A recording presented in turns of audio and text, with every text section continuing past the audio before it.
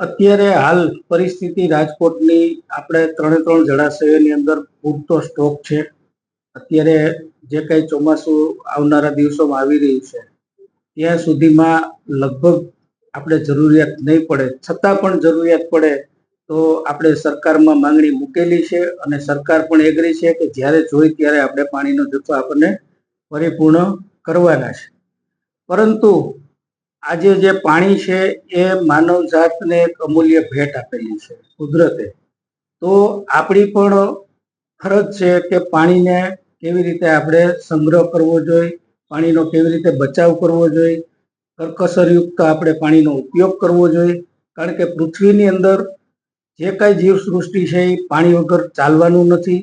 એટલા માટે થઈ અને ભવિષ્યમાં આવનારી જે કંઈ પૃથ્વી ઉપર જીવસૃષ્ટિ છે કે લોકો છે એના માટે થઈને આપણી ફરજ બને છે કે આપણે પાણીનો સંગ્રહ કરવો જોઈએ.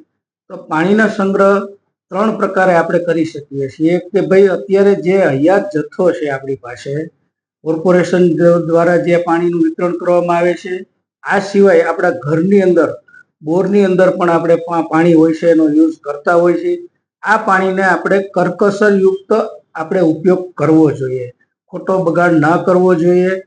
એટલા માટેથી કારણ કે આપણા આવનારા ભવિષ્યમાં આપણા બાળકો માટે આપણે પાણી પીવા માટે એને મળી રહે એના માટે થઈને આપણે કરવું જોઈએ આ કાર્ય. બીજું છે હાર્વેસ્ટિંગ સિસ્ટમ છે, જે અત્યારે કોર્પોરેશન દ્વારા આપણે કાર્ય ચાલુ છે. દરેક કોમન પ્લોટની અંદર અત્યારે આપણે બોર યોજનાથી 100 ફૂટના બોર કરીએ છીએ અને આખી એક સિસ્ટમથી પાણીનો સંગ્રહ અત્યારે આપણે કાર્ય રાજકોટ કોર્પોરેશનમાં ચાલુ છે.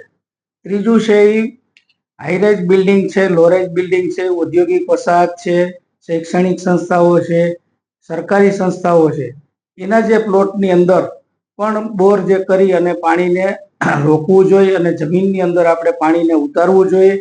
એટલા માટે જો પાણીને આપણે રોકશું અને એનો સંગ્રહ કરશું તો જ નીચેના તળ છે એ ઊંચા આવશે અને ભવિષ્યની અંદર આપણને જે કંઈ આપણે માનવ માટે કે પશુઓ માટે જે કંઈ જરૂરિયાત છે એ પાણીનો જથ્થો ઉપલબ્ધ રહેશે તો જ આપણે આ પૃથ્વી ઉપર જીવન શક્ય બનશે.